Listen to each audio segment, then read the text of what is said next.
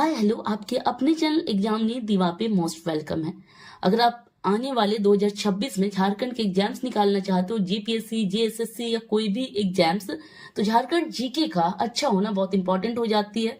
तो मैं झारखंड जीके का क्लास स्टार्ट कर रही हूँ और आपके लिए और मेरे लिए दोनों के लिए फायदेमंद होगा, क्योंकि मैं खुद एक एस्पिरेंट हूँ। खुद मैं झारखंड सीडीपीओ जेपीएससी जैसे एग्जाम्स को क्वालिफाई की हूँ, फाइनल सिलेक्शन से हट गई हूँ। तो मुझे आइडिया है कैसे क्वेश्चंस पूछे जाते हैं, किस तरह से पढ़ना चाहिए। तो चलिए, आज का जो चैप्टर है वो है झारखंड में सिंचाई एवं नदी घाटी परियोजना। मेरा इस चैप्टर से स्टार्ट करने का मकसद इतना ही है कि इसके आगे के चैप्टर्स मैंने पढ़ रखा है, जो बाद में मैं कवर करवाऊंगी। अभी चलिए इस चैप्टर से आप स्टार्ट कीजिए। यहाँ में संथाल परगना संथाल परगना जो टेनेंसी एक्ट है और छोटा नागपुर टेनेंसी एक्ट है, वो सारे को कवर करवाऊंगी, और वो भी इंपॉर्टेंट, जितने इंपॉर्टेंट टॉपिक। बेसिकली वीडियो बहुत छोटे होंगे लेकिन ये बहुत इंपॉर्टेंट होंगे। तो चलिए, झारखंड में सिंचाई एवं नदी घाटी परियोजना, जब आप ऐसे टॉपिक पढ़ते हो ना, तो इसमें सबसे पहले तो आपको याद रखने की जरूरत होता है कि झारखंड में सिंचाई का साधन, सिंचाई का साधन क्या है, क्योंकि मानसूनी वर्षा पे तो निर्भर हो नहीं सकते हैं। तो यहाँ सिंचाई मतलब कैसे करते हैं, और नदी घाटी परियोजना मतलब किस किस नदी पे कौन सी परियोजना है, तो वो सब। तो चलिए पहले सिंचाई के बारे में बात करते हैं। तो सिंचाई मतलब कि झारखंड में जो सिंचाई का प्रमुख साधन आप सोचेंगे, देखेंगे कि यहाँ पे तो नदी बहुत ज्यादा है नहीं है, नदियां हैं तो बरसाती है, और पानी जो होता है गर्मी के दिन में सूख जाते हैं। तो जो प्रमुख साधन होगा, तो सोचिए अब क्या होगा। तो कुएं, तालाब हो सकते, नहर हो सकते, नलकूप हो सकते। तो झारखंड में जो प्रमुख साधन है वो कुआं है। कुएं से सबसे ज्यादा सिंचाई होती है, 37%। देखिए यहाँ पे आप देख सकते हैं, इंपॉर्टेंट चीजों को मैंने कवर कर रखा है। तो देखिए कि सिंचाई का प्रमुख साधन क्या है, कुआं है। कितना, 37%। और कुएं से जो सबसे ज्यादा सिंचाई होती है कहाँ पे होती है, जामताड़ा और साहेबगंज। पूरे लाइंस पढ़ने की कोई जरूरत नहीं है, जब रिवीजन करेंगे तो करेंगे। कुआं 37%, जामताड़ा, साहेबगंज, मतलब कि राज्य के कुल सिंचित क्षेत्र का 37% भाग कुओं द्वारा सिंचाई होती है। जामताड़ा और साहिबगंज में कुओं द्वारा सर्वाधिक सिंचाई की जाती है। बस 2 ही पॉइंट याद रखना है। चलिए अब दूसरा देखते हैं, तालाब। झारखंड में ना 30% जो होता है ना, तालाब से सिंचाई होती है। और तालाब में ना आप देखोगे ना, धनबाद और पलामू, अगर आप देखोगे ऐसे परसेंटेज वाइज की क्षेत्र कितना सिंचाई होता है, तो धनबाद आगे हो जाएगा और पलामू एरिया वाइज। वही लिखा हुआ है कि सर्वाधिक उपयोग धनबाद में तालाब का, लेकिन क्षेत्रफल के आधार पर पलामू। तो क्या इंपॉर्टेंट यहाँ पे है, तालाब 30%, धनबाद और पलामू एरिया, बस याद रख लीजिए। धनबाद में भी तालाब से सिंचाई होता है, पलामू में भी, लेकिन अगर एरिया वाइज देखोगे तो ज्यादा एरिया पलामू का सिंचाई होता है तालाब द्वारा। तीसरा क्या है, देखिए यहाँ पे नहर, फिर नलकूप। नहर कहाँ बनते हैं आपको पता होगा, नलकूप। तो ये नलकूप आप देखते ही कहाँ, नहर कैसे बनेंगी, नदियां होंगी, नदी में ना नहर बनाया जाता है। तो आप देख ही सकते हैं, यहाँ कोई वैसे नहीं है कि गंगा यमुना जैसे नदियां, ब्रह्मपुत्रा जैसे नदियां यहाँ पे नहीं, यहाँ पे जो भी नदियां बरसाती है।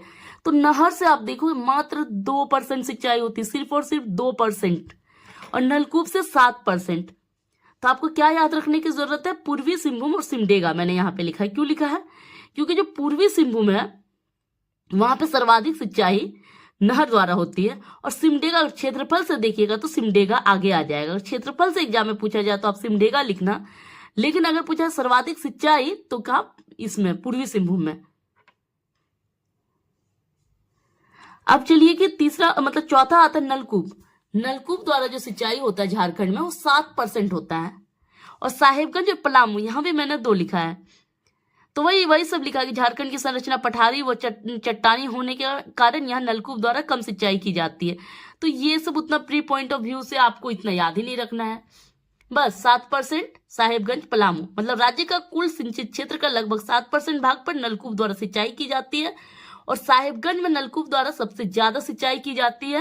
लेकिन अगर एरिया देखो कितना एरिया कवर, नलकूप सबसे ज्यादा यूज करता, हो सकता है छोटे खेत के लिए, बड़े खेत के लिए, उस तरह देखोगे, लेकिन टोटल एरिया देखोगे तो पलामू का हो जाएगा। फिर बहुत सारे अन्य साधन भी है कि आप अन्य साधन भी देख सकते हो। तो अन्य साधन मतलब जैसे कि होता है कि पाइप, आहार आदि जो भी हो, तो कुल सिंचित भूमि का 31%। नेक्स्ट चलते हैं झारखंड की बहुउद्देशीय परियोजना। झारखंड में बहुत सारा परियोजना होगी, दामोदर नदी घाटी परियोजना, स्वर्ण रेखा, उत्तरी कोयल, दक्षिणी कोयल, ऐसे परियोजनाएं हैं। तो इसमें क्या इंपॉर्टेंट रखना होता है, पहले तो चलिए देख लेते हैं क्या कौन कौन सी परियोजना है। दामोदर नदी घाटी परियोजना, मयूराक्षी नदी घाटी परियोजना, उत्तरी कोयल जलाशय परियोजना, स्वर्ण रेखा नदी घाटी परियोजना प्रमुख परियोजना है। तो पहले चलते दामोदर नदी घाटी परियोजना, बहुत ज्यादा इंपॉर्टेंट है और झारखंड में सबसे पहली देखोगे 1948 में इसकी स्थापना हो गई थी, दामोदर नदी घाटी परियोजना। जब ये परियोजना देखोगे, दामोदर और दामोदर की जो सहायक नदियां हैं उन पे कुछ भी कुछ भी बनी है, बांध बनी है या इलेक्ट्रिसिटी के लिए कुछ बनी है, तो दामोदर उसके सहायक नदी। तो इसमें जब आप फोकस करोगे दामोदर नदी घाटी परियोजना, दामोदर उसके सहायक नदी पे करोगे। तो कब? 1948 में। अवस्थिति कहाँ पे? धनबाद में।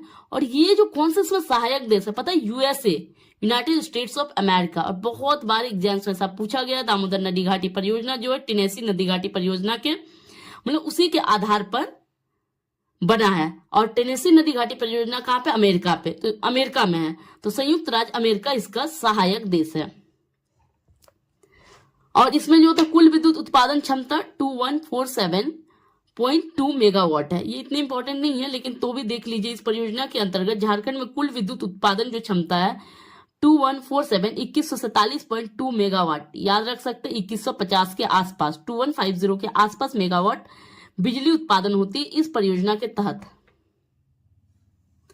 और यहाँ पे कुछ इंपॉर्टेंट पॉइंट आप कवर में देख सकते हैं जो इंपॉर्टेंट है। दामोदर घाटी परियोजना भारत की पहली ऐसी परियोजना है जहां कोयला, जल और गैस तीनों स्रोतों से बिजली उत्पादित की जाती है। इस परियोजना को चलाने के लिए वर्ष 1948 में दामोदर घाटी निगम की स्थापना की गई, जिसका मुख्यालय कहाँ पे? कोलकाता में। और वही बोला गया अमेरिका के टेनेसी घाटी योजना के आधार पर तैयार किया गया है। ये बहुत इंपॉर्टेंट हो जाता है। दामोदर नदी घाटी परियोजना के अन्य बांध जैसे बोकारो, बालपहाड़ी, अय्यर, बेरमो, तो इसमें बहुत सारे बांध बनाए गए। अगर देखोगे तो 8 बांध, इसमें 8 बांध बना हुआ है दामोदर नदी घाटी परियोजना पर। बुक्स पे ज्यादा ध्यान देने की जरूरत नहीं है क्योंकि मेरी पढ़ने का हैबिट ऐसा ही है, मैं बहुत गंदा करके बुक्स को पढ़ती हूँ।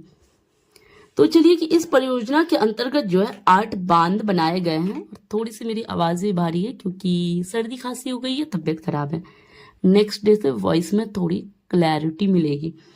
तो चलिए इस परियोजना जो है दामोदर नदी घाटी परियोजना के अंतर्गत, ये बहुत इंपॉर्टेंट है, एग्जाम से पूछे गए हैं, 8 बड़े बांध बनाए गए। और इसके अंतर्गत जो है ना एक अवरोधक बांध भी बना है जो सुने ही होंगे, दुर्गापुर बराज। 6 जल विद्युत गृह और 3 तापीय विद्युत गृह का निर्माण किया गया है।